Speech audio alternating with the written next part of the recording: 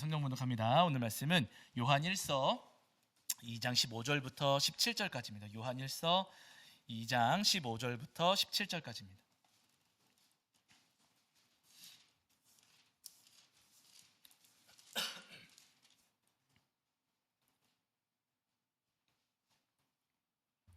요한 1서 2장 15절부터 17절까지 말씀.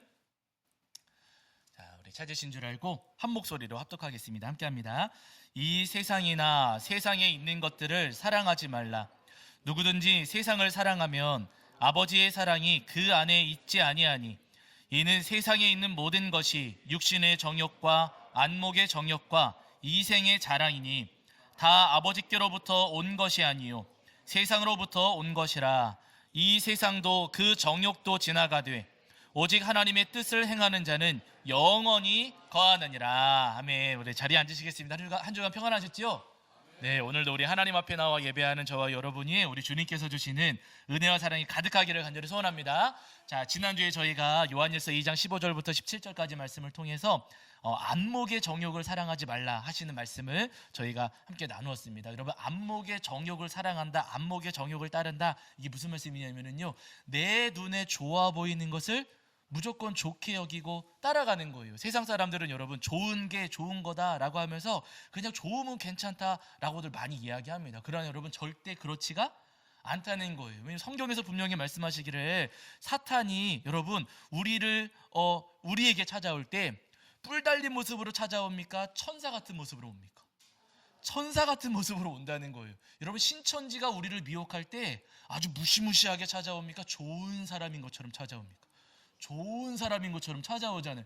여러분, 좋은 것처럼 꾸며가지고 가장해가고 천사처럼, 이 사탄이 천사처럼 가장해서 우리를 미혹하고 우리를 찾아온다 성경에서 말씀하세요. 그러니까 내 눈에 좋아 보이는 대로 따라가다가는 누구한테 끌려가는 거예요? 사탄 마귀한테 끌려가는 겁니다. 좋으니까 좋은 거 아니에요? 하고 따라가던 여러분, 우리가 사탄의 덫에 걸려서 지옥길로 갈 수가 있다는 거예요. 그래서 성경에서 우리에게 말씀하시기를 안목의 정욕을 따라서는 안 된다, 좋은 길로 가서는 안 된다. 예수님 말씀하시면서 우리는 좋은 길이 아니라 어떤 길 가야 돼요?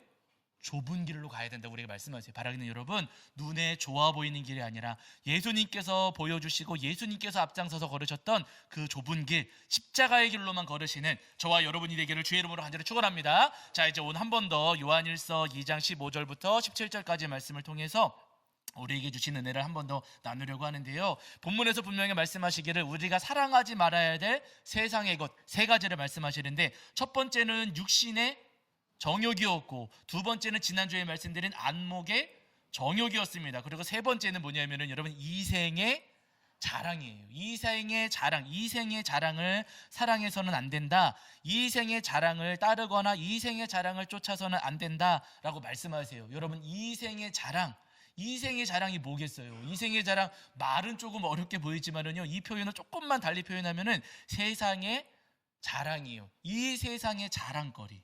여러분, 세상 사람들, 우리 성도님들은 안 그러지만 세상 사람들 찾아가서 나 성경 10번 읽었어, 자랑이 돼요, 안 돼요? 세상 사람들한테는 자랑이 안 돼요. 나 기도 10시간 했어, 자랑 돼요, 안 돼요? 세상 사람들한테 자랑 안 돼요. 나 전도 10명 했어, 자랑 돼요, 안 돼요? 세상 사람들한테 자랑이 안 됩니다. 여러분, 세상 사람들이 자랑으로 여기는 건 뭐냐면요, 첫 번째, 돈. 여러분, 돈 많이 가지면 자랑 됩니까, 안 됩니까? 세상에서 돼요.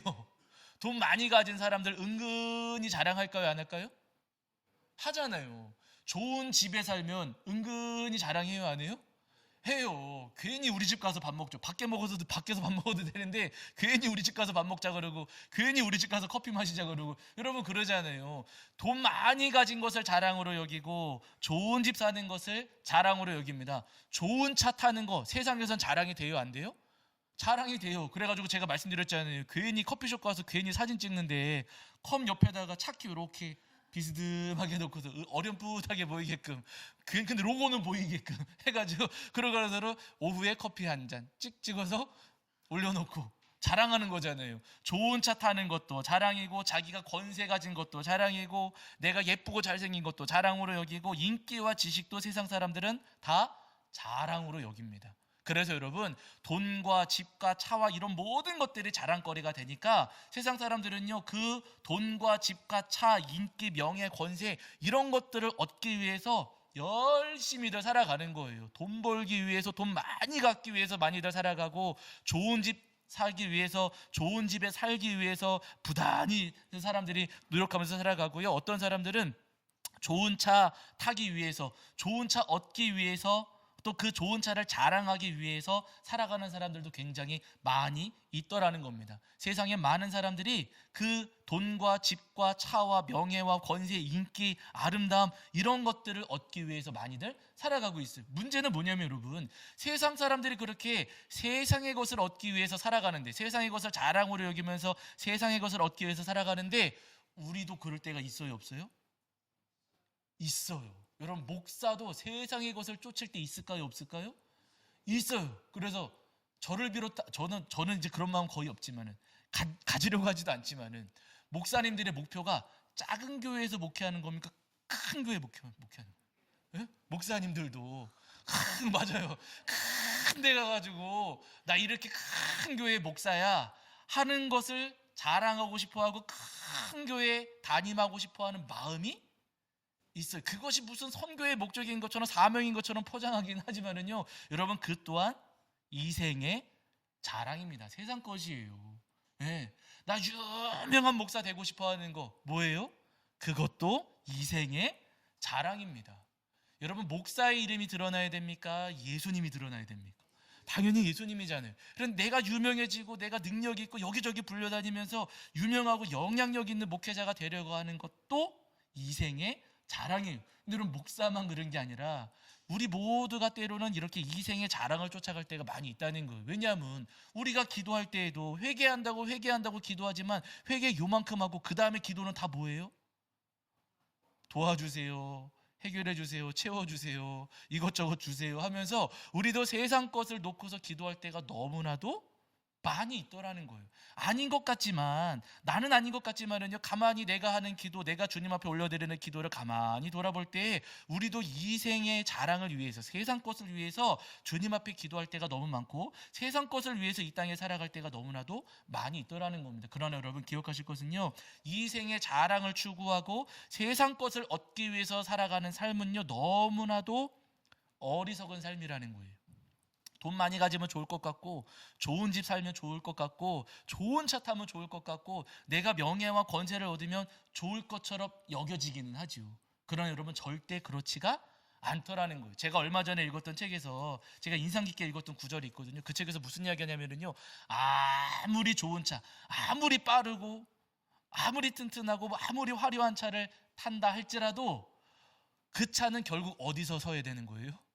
신호등 앞에서 멈춰설 수밖에 없다는 거예요. 여러분, 운전해 보시는 분들은 아세요. 좋은 차들, 저도 사실은 운전하다 보면은 제 마음에 와, 저 차는 진짜 멋있어 보인다 하는 차가 있어요. 갑자기 에스컬레이드? 그런 차 있어요. 검은색 차인데요, 여러분, 이따만한 큰 차 있어요. 저는 그 차만 옆에 지나가면, 와, 저 차 진짜 멋있다, 와, 저 차 타보면 어떤 마음일까? 저는 그 차가 그렇게 부럽기는 해요. 그러나 여러분, 아무리 멋있어 보이고 아무리 빠른 차라 할지라도, 아무리 값비싼 스포츠카라 할지라도 어디서 멈춰서요? 저하고 똑같이 신호등 앞에서는 멈춰 선다는 겁니다. 마찬가지예요. 내가 돈을 아무리 많이 가졌다 할지라도 주님의 심판대 앞에서는 멈춰 설 수밖에 없다는 거예요.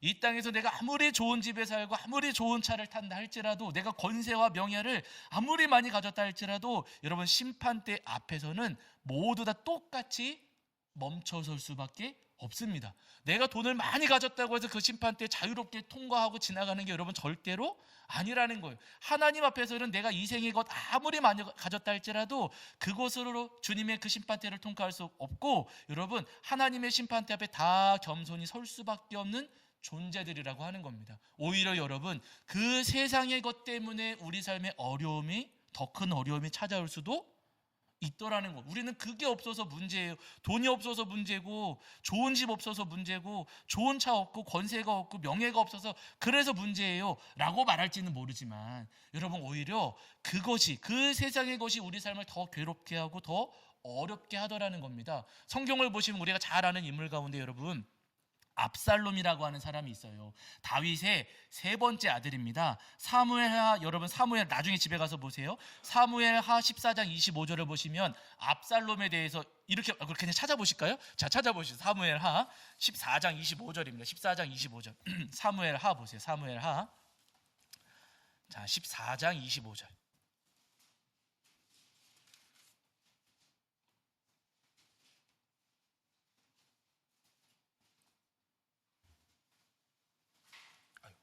사무엘하 14장 25절. 네.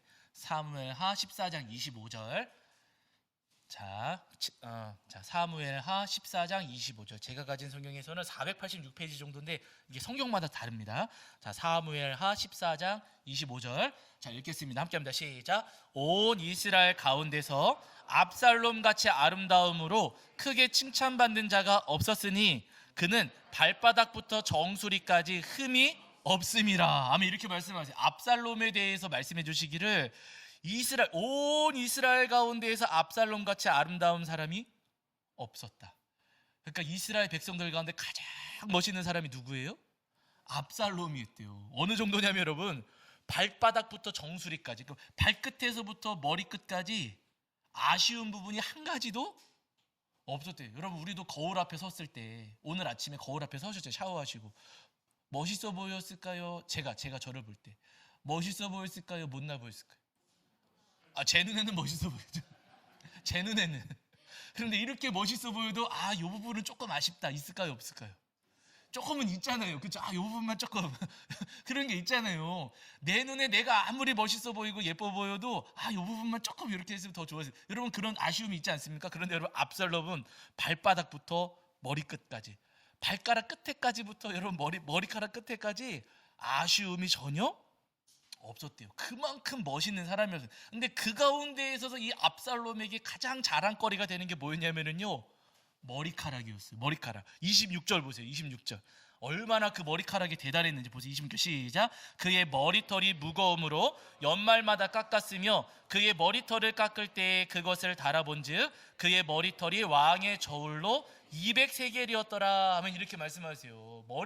머리숱이 풍성했다는 거. 여러분, 머리숱 풍성한 거 자랑이에요, 아니에요? 자랑이래요. 저도 잘 몰랐어요. 저는 아버지께로부터 그래도 조금 머리숱을 잘 물려받았어요. 유전자가 머리숱 풍성하게 물려받았거든요. 저는 몰랐어요. 그런데 제 친구들 보면은요, 병원 가야겠다 싶은 애들이 가끔 있어요.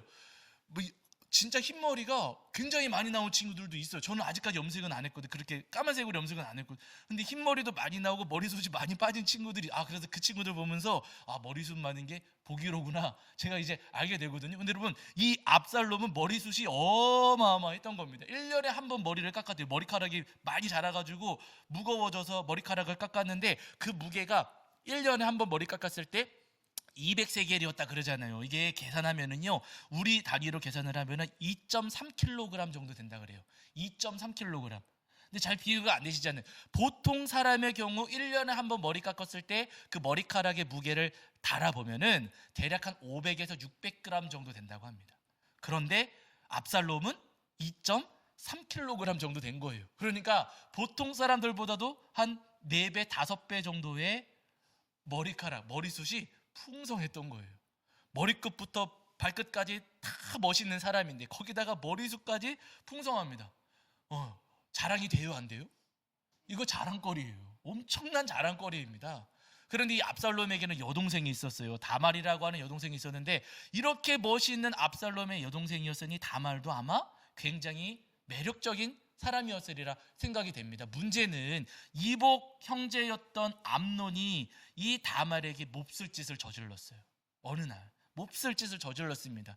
그런데도 아버지 다윗이 가만히 있었어요. 그러니까 압살롬이 친오빠였던 압살롬이 화가 이만큼 났어요. 그래서 아무도 모르게 자기 마음을 꽁꽁 감춰두고 있다가 어느 날 암논을 잔치에 초대합니다. 잔치에 초대하고서는 자기 병사들을 시켜서 칼로 찔러 죽였어요. 암살했어요. 암살. 이복 형을, 암논을 암살했어요. 그러고서는 아버지한테 혼날 게 뻔하니까 멀리 도망갑니다. 그러고서는 4년쯤 지났을 때 다시 돌아와서 어렵게 아버지 다윗을 만났어요. 아주 오래 세월이 지난 이후에 아버지 다윗을 만났습니다. 근데 여러분 그때부터 이 압살롬이 무슨 일을 준비하냐면요, 반란을 준비하는 거예요. 아버지 다윗 모르게 아버지를 따랐던 군대 장관 또 참모들을 다 자기 사람으로 포섭합니다. 그리고 이스라엘 백성들이 재판받으러 오면은 압살롬이 대신 재판해 주면서 공명정대한 사람인 것처럼, 이스라엘 백성들을 아끼고 사랑하는 사람인 것처럼 이스라엘 백성들의 그 인기와 지지를 얻기 시작을 하는 거예요. 그래서 어느 정도 분위기가 무르익었을 때 압살롬이 반란을 일으켰습니다. 다윗이 그 반란을 이겨내지 못하고 도망갔어요. 왕궁을 버리고서는 막 도망가요. 근데 그때 압살롬 편에 있었던 후세라고 하는 사람이, 물론 이 후세는 본래 다윗 사람이었습니다. 다윗이 일부러 거기다가 심어두고 남겨둔 거예요. 이 후세가 압살롬에게 조언하기를, 지금 다윗을 저렇게 돌려보내면, 도망가게 내버려두면 안 됩니다. 막 도망갈 때 지금 가가지고 단번에 사로잡아서 끝장을 내버려야 됩니다. 그냥 가게 내버려 두면은 다윗이 나중에 힘을 얻어서 우리를 공격해 올 수 있습니다. 그러니까 이번에 끝장 내버리십시오. 후세가 조언해요. 압살롬이 그 말을 듣고서는 그 말이 좋겠다 싶어서 군대를 이끌고서는 도망가는 다윗을 막 추격합니다. 그런데 여러분 잘 아시는 것처럼 다윗은 군대에 이골이 난 사람이잖아요. 싸움을 굉장히 잘하는 사람이었거든요. 골리앗까지 어렸을 때 쓰러뜨린 사람인데 전쟁에 능한 사람이었어요. 다윗이 도망가면서 압살롬과 싸우기는 했지만 다윗을 따르는 군사들이 압살롬의 군사를 이겨냈어요. 그래가지고 추격하던 이 압살롬이 오히려 군대가 막 흩어지고 뿔뿔이 흩어져가지고 반대로 도망치는 신세가 됐습니다. 여기가 중요해요. 이 압살롬이 막 다시 도망을 가는 거예요. 혼자서 막 도망을 가는데 갑자기 압살롬이 덜컹 하더니 나무에 대롱대롱 매달리게 됐어요. 뭐가 걸린 거예요? 압살롬의 머리카락. 그의 자랑이었던, 압살롬의 자랑거리, 사람들이 다 부러워하고 사람들이 그렇게나 박수 쳐주고 모든 사람들에게 자랑거리가 되었던 그의 머리카락이 나무까지 탁 걸려가지고 노새만 저쪽으로 가버리고 압살롬 혼자 나무에 이렇게 대롱대롱 매달린 겁니다. 그때 다윗의 군사들이 와가지고 그 압살롬을 칼로 찔러 죽이게 되잖아요. 그러니까 여러분, 압살롬은 뭐 때문에 죽은 거예요? 자기의 자랑거리였던 머리카락 때문에 죽게 된 겁니다. 여러분, 우리는 이렇게 매력적이면 좋겠지요. 세상 사람들이 매력적인 거 추구하니까 우리도 그렇게 하는 게 좋겠습니다. 세상 사람들이 돈 자랑하고 살아가니까 우리도 돈 많으면 좋겠습니다. 좋은 집 자랑하고 살아가니까 우리도 좋은 집 있으면 좋겠습니다. 여러분, 그렇지가 않다는 거예요. 세상의 자랑거리가 오히려 우리를 더 어렵게 만들고 우리 삶에 더 큰 위기를 가져올 수가 있다고 성경에서 우리에게 말씀하시는 거예요. 그래서 여러분, 모든 것들을 다 누려보았던 솔로몬, 돈도 가져보고 권세도 가져보고 인기도 가져보고 명예도 가져보고 지식도 가져보고 세상에서 할 수 있는 모든 것들을 다 해보았던 솔로몬이 인생의 말년에 뭐라고 고백해요? 헛되고 헛되며 헛되고 헛되니 모든 것이 헛되도다. 해 아래에 있는 세상 사람 추구하는 세상의 모든 것들은 여러분 전부 다 헛된 것들입니다 라고 고백해요.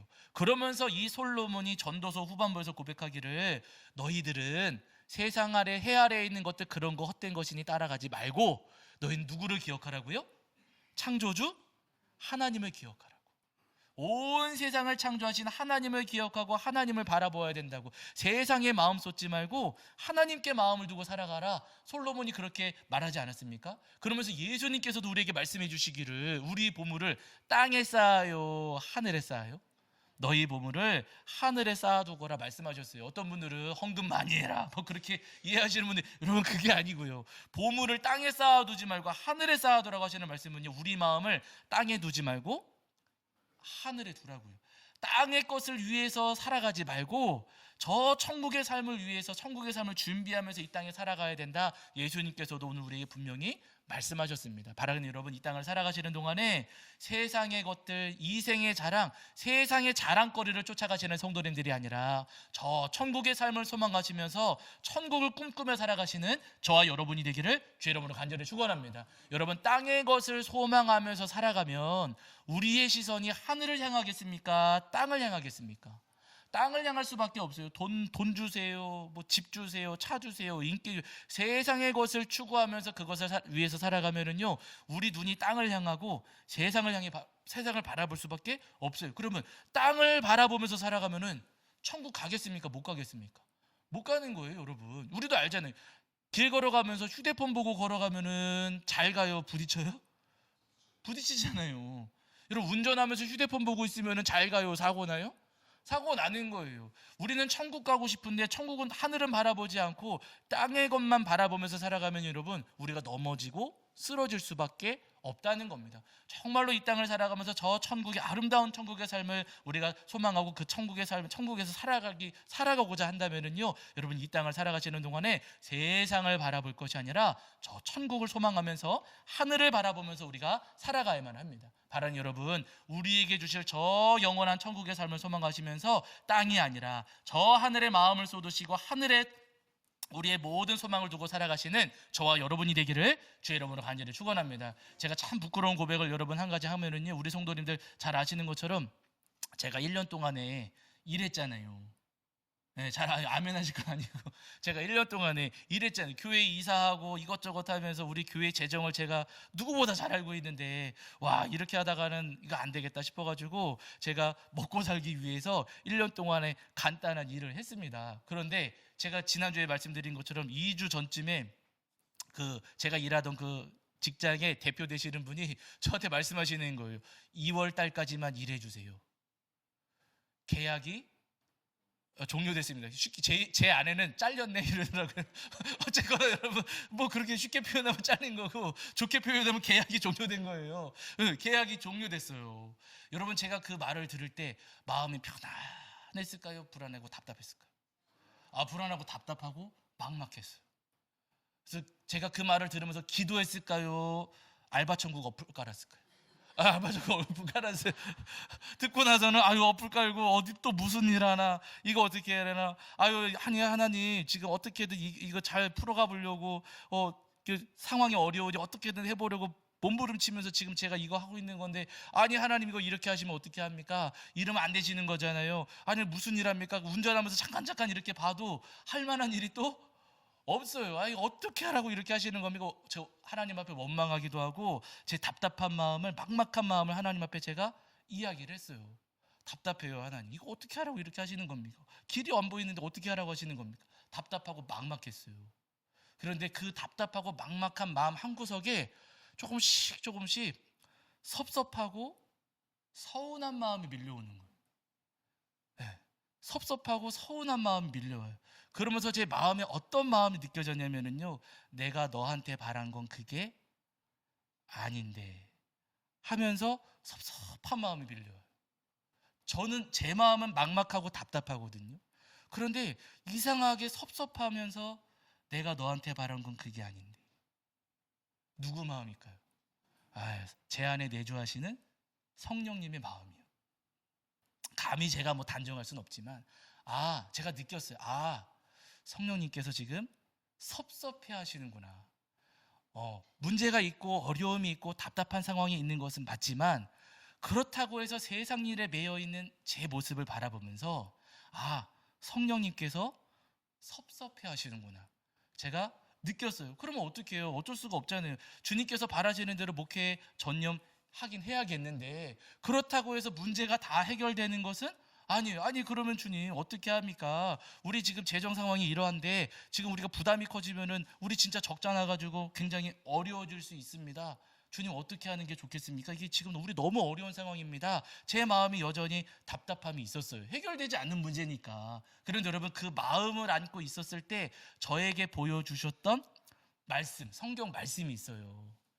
어떤 말씀이냐면, 우리 지난 수요일 날 여러분, 우리가 사사기 말씀할 게 읽으셨잖아요. 사사기 함께 읽어가시면서 기드온과 관련된 사건들 저희가 함께 성경을 통해서 확인을 했습니다. 기드온 정말 약한 사람이었거든요. 힘이 없고 그 집안에서, 그 지파에서 가장 작은 집, 그 집에서도 가장 약한 사람이 기드온이었습니다. 그런데 하나님께서 그 가장 약한 기드온을 찾아오셔서 큰 용사여 말씀하시면서 기드온을 사사로 부르시고 미디안과 싸워라 말씀을 하시는 거예요. 기드온이 그 사명을 받아들고 사사가 되어서 군대를 소집했거든요. 근데 여러분 여기 보세요. 자, 군대를 소집했는데 그때 모인 사람들이 3만 2천 명이었어요. 3만 2천 명. 자, 근데 여기 보세요. 이제 사사기 7장 2절입니다. 사사기 7장 2절입니다. 사사기 7장 2절.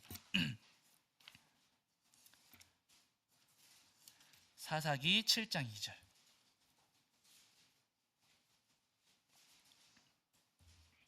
자, 모두 3만 2천 명이 모였습니다. 사사기 7장 2절입니다. 7장 2절.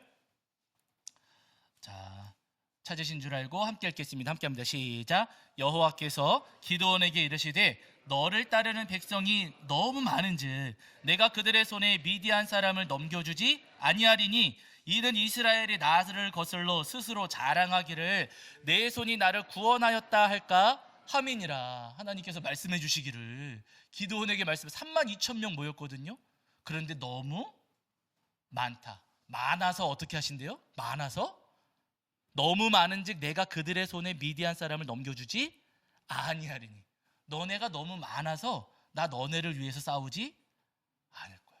우리는 다다익성 그래가지고 많으면 많을수록 좋다 그러잖아요. 무조건 많아야 좋다고 우리는 생각을 하잖아요. 그런데 여러분 하나님께서는요, 많아서 안 돼, 돌려보내. 기드온이 그래서 두려운 사람들은 집에 가세요 했어요. 그랬더니 몇 명이 돌아가요? 2만 2천 명이 돌아갔어요. 10,000명이 남았습니다. 3만 2천 명 모였다가 10,000명 남았어요. 3분의 1로 줄어버렸어요. 이 정도는 있어야 되잖아요. 싸우려면 이 정도 있어야 될 텐데 여러분 하나님께서는요, 10,000명도 많아. 또 돌려보내. 물 마시게 해가지고 어떻게 마시는가 살펴보고서는 나눠 해가지고 손으로 무릎 꿇고 핥아 먹은 사람들은 돌려보내라. 개처럼 핥아 먹은 사람들은 남겨라. 이러셨어요. 그래서 남은 사람이 몇 명이에요? 300명이에요. 300명. 처음에 모였던 사람들이 3만 2천 명. 마지막에 남은 사람들이 몇 명이요? 300명. 몇 분의 1이에요? 100분의 1 정도로 줄었어요. 100분의 1 정도로. 여러분 100분의 1 정도로 이렇게 확 줄어버렸으면 됩니까? 안 됩니까? 우리가 생각할 때는 하나님께서 이렇게 작게 만드셨고 줄여버리셨고요, 적은 인원만 남겨놓으셨어요. 어떻게 합니까? 문제가 됩니다. 그러나 중요한 것은 뭐냐면요, 그렇게 적어졌더니, 그렇게 약해지고 작아졌더니 누가 일하십니까? 하나님께서 일하시더라는 거예요. 요때 하면 하시는 거예요. 네. 여러분, 우리의 자금은 하나님께서 일하시고 역사하시는 통로가 됩니다. 우리가 작으니까 안 돼요. 우리가 힘이 없어서 안 돼요. 하나님 이거 부족해서 안 돼요. 돈 없어서 안 돼요. 집 작아서 안 돼요. 뭐 차가 작아서 안 돼요. 여러분 그게 아니에요. 하나님께서는요, 커서 안 된다 라고 말씀하시고 너희가 작을 때 내가 너희에게 크게 역사한다. 우리에게 말씀하시는 주님이세요. 여러분 우리에게 가득 차 있다면 부어주실 자리가 있습니까? 없습니까? 없어요. 비어 있으니까 채워주실 공간이 있는 거예요. 엘리사의 제자 가운데 한 사람이 결혼해서 2 아들을 낳았어요. 근데 이 제자가 빚을 많이 지고서는 어느 날 갑자기 죽어버렸습니다. 그래서 아내와 2 아들만 남았어요. 이 아내와 2 아들이 엘리사를 찾아와서 이야기해요. 제 남편이 빚 많이 지고 죽었습니다. 빚쟁이들이 쫓아와가지고 우리한테 돈 달라고 그러고 우리가 이제 종으로 팔려갈 신세가 됐는데 우리 집에는 가지고 있는 게 기름 한 그릇밖에 없습니다. 그때 엘리사가 뭐라 그래요? 가가지고 옆집 가서 그릇 빌려오세요. 빈 그릇 빌려오세요. 빈 그릇 빌려오세요 해가지고 이 아내와 이제 남겨진 아내와 2 아들이 가가지고 빈 그릇을 막 빌려왔어요. 빈 그릇을 빌려오고서는 엘리사가 전한 말씀대로 집에 남아있던 기름을 그 그릇에다가 부으니 어떻게 돼요? 모든 그릇을 다 가득 채울 정도로 기름이 끊임없이 흘러나왔다. 그래서 그 기름을 팔아가지고 빚을 다 청산했다. 우리 기억하고 있는 말씀이잖아요. 여러분 그릇에 기름이 가득 차 있으면 채워주셔요? 안 채워주셔요? 안 채워주세요. 비어있기에 주님께서 채워주신다는 겁니다. 우리가 약하니까 하나님께서 우리를 도와주시는 거예요. 내가 힘이 세면은 주셔요? 안 주셔요? 너 힘으로 해. 이렇게 될 수 있는 거잖아요. 우리가 약할 때 우리 주님께서 우리 안에 강하게 일하십니다. 베드로가 밤새도록 그물을 던졌는데 고기를 한 마리도 못 잡았어요. 예수님께서 그 배에 올라타시고서는 베드로야 깊은 데 가서 그물을 던져라 하시고, 베드로가 예수님 말씀을 따라서 깊은 데 가서 그물을 던졌더니 그 빈 그물이 어떻게 됐어요? 고기가 많이 잡혀가지고 찢어질 정도가 되었다. 복음서에 나오는 말씀이잖아요. 여러분, 우리 주님은요, 빈 그릇을 채워주시는 주님이시고 빈 그물을 채워주시는 주님이십니다. 내가 강하니까 일하시고 역사하시는 것 아니고요, 내가 약하기에 나를 더 강하게 붙잡아 주시는 주님이세요. 내가 어렵고 힘들 때 나를 너 왜 그거밖에 안 돼? 라고 떠미시고 나를 외면하시는 주님이 아니시고요, 약하고 부족하기에 오히려 더 크고 강하게 일하시는 주님이시라는 겁니다. 여러분, 우리 교회 커요, 작아요? 크다면 수요일 날 말씀드렸지만 여러분, 이 말씀을 또 드려야 되지만, 저희 교회가 통계표 정직하게 냈잖아요. 재정 보고를. 그래갖고 우리 교회가 인천 동지방 42개 교회 가운데 몇 번째라고요? 10번째. 탑 10에 들어요, 여러분. 탑 10. 이거 대단한 일이에요, 여러분. 우리 교회 42개, 42명 중에 10등, 물론 맨날 1등 하신 분들도 계시겠지만 여러분, 42개 교회 가운데 우리 교회가 10번째에 들어갔어요. 참 기쁘고 좋은 일이긴 하지만 그 바람에 부담금도 사실은 늘어났어요. 400만 원 내야 돼요, 올해 안에. 그리고 여러분, 부담은 많이 늘어났고 감당할 일들도 굉장히 많은 것은 맞습니다. 그에 비해서 우리는 작고 약한 것도 맞아요. 그러나 여러분, 우리가 약할 때 누가 일하신다고요? 하나님께서 일하십니다. 비어있기에 주님께서 채워주시겠나라고. 우리가 많이 가지고 커서 도와주시는 게 아니고요, 우리가 약할 때 강하게 일하시고 우리가 없을 때 우리에게 더 풍족하게 내려주시는 주님이십니다. 바라는 그 주님의 은혜를 소망하시면서 올 한 해도 주님만 바라보시고 주님만 의지하며 살아가시는 저와 여러분이 되기를 주의 이름으로 간절히 축원합니다. 자, 우리 찬송합니다. 찬송가 368장입니다. 368장 찬송하시면서 준비하신 예물 봉헌하겠습니다. 찬송가 368장입니다.